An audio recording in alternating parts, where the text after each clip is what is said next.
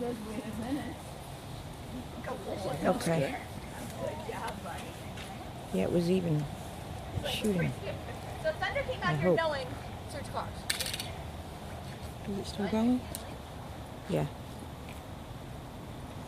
Not I'm in deep He doo-doo. thinks that's it, right? We're going to get him to do it. He knows how to use these phones.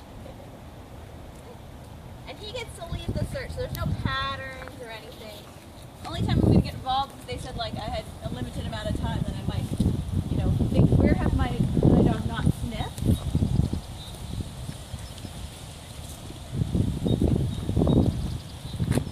Oops, sorry. I put another one on my truck, so it's going to, like, keep resetting after he finds one. It'll blow his mind. He's like, one and done, dude. Like, I got them all.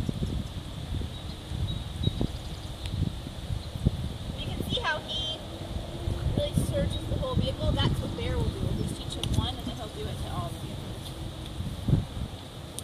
We'll be up to 3 in a trial setting.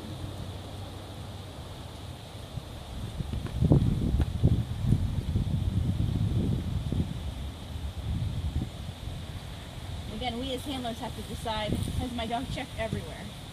I'll tell you a story about that after he's done. He's keeping an eye on you. He's like, do you know this? I'm like, no, buddy, I don't. And you can see how loose her leash is. She's really just keeping him safe by holding the leash that loose. And it's totally fine if the dog goes off and checks. Great. She just stays out of his way. He's the one with the nose. You can see it's messing with his head. Right? I smell it. Is he allowed to do that? Yeah. In this case, I wouldn't call it a fault because clearly the odor was